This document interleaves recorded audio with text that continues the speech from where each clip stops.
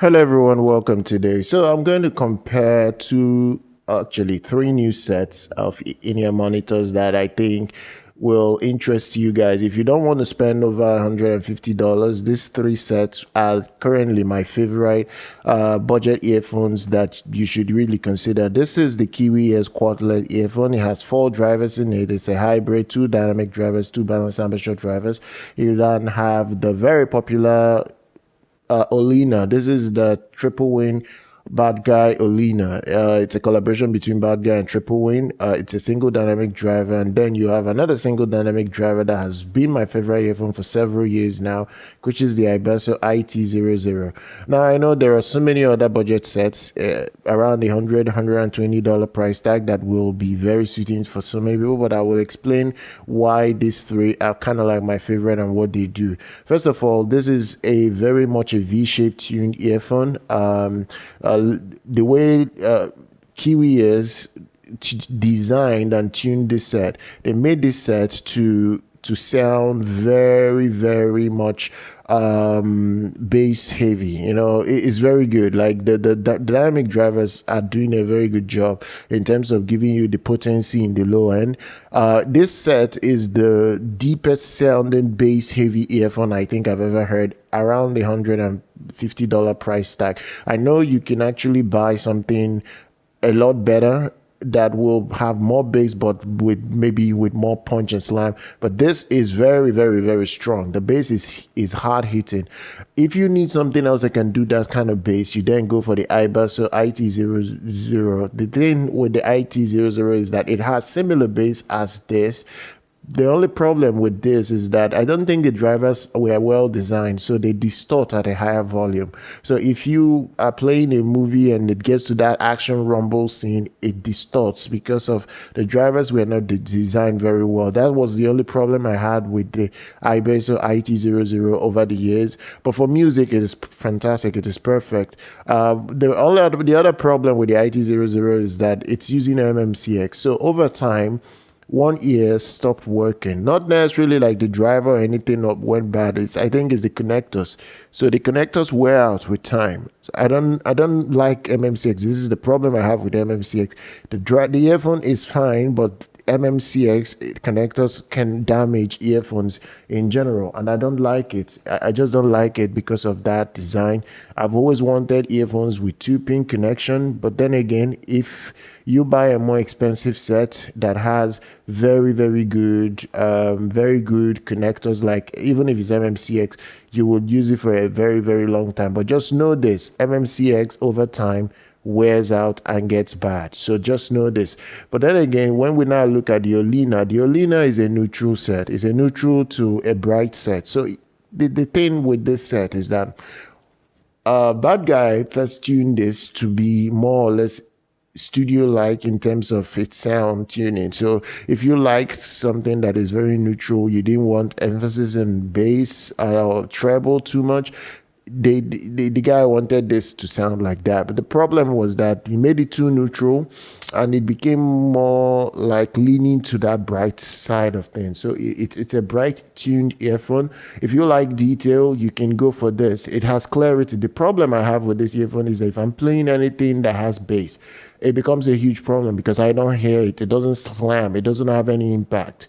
For rap, you will not enjoy it so much for rap or anything. And another problem is that the driver needs a bit more power than all these other two sets. The issue is that it uses this filter.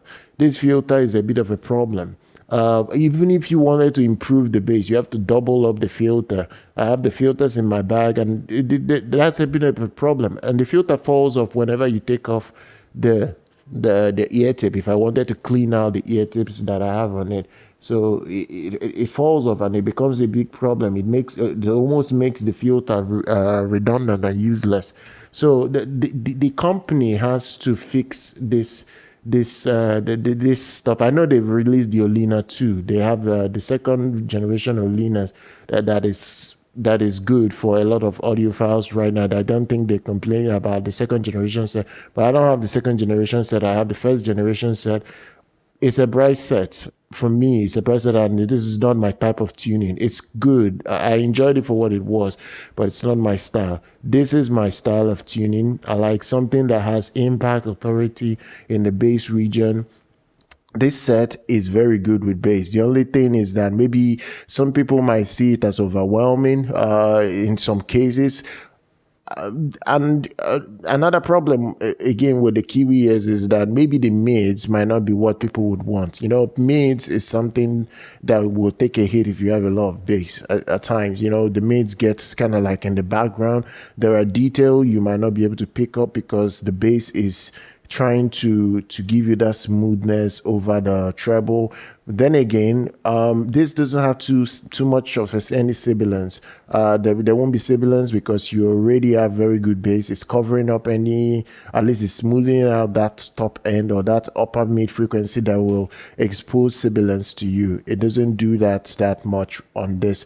The same with the Ibasso, there isn't much sibilance. I think I can play this at a higher volume and not get it too much. Yes, there's sibilance if you get too high. This one can expose more sibilance than this. This one already has a lot of sibilance when you play it at a very light. You can't even go over a certain volume with this set because it becomes very piercing in your ears because of the vocals are just shouty. It's clear, but it becomes shouty and you don't want it, and you get fatigued very quickly. I think this one gives me a lot of headache if I listen to it for too long. So that is something you have to know before you go out and purchase any one of these three sets out here. So this is what you have to understand about these sets right now. I'm going to drop the details and even where you can get your hands on it because Linso kind of like sells these two. The Ibasso could be still available. I'll see if they're still selling it. This set is the oldest set out of the three. The Olinas are still on sale. This is still very much on sale because this is a newer set, came out just a few months ago. So they're all available. Maybe the Ibasso might not be available right now. I don't know, but I have to confirm. I have to check. Before I go, if we are talking of beauty, actually, if the one I love the most in terms of beauty is still the Ibasso. The Ibasso, it doesn't even look like an earphone that I've used for 3 years. It looks like an earphone that they just made like 2 months ago. Like it looks so modern. It looks so modern for its age. And after 3 years, it looks so gorgeous. This is one thing I love about this design. I just hope the company can bring out something better that still has the same white design. It just looks elegant. It looks way more than it was priced at. It was about $80 when it came out, and I think it's still around this $80. It looks way more expensive than any of these two sets. And that's it. That's the comparison between the Kiwi ears Quartet earphone, the Tripowin, HBB Olina, and the Ibasso IT00. If you guys enjoy this content, then go ahead, smash that like button, subscribe to the channel, follow us here on YouTube. I'll see you guys very much next time.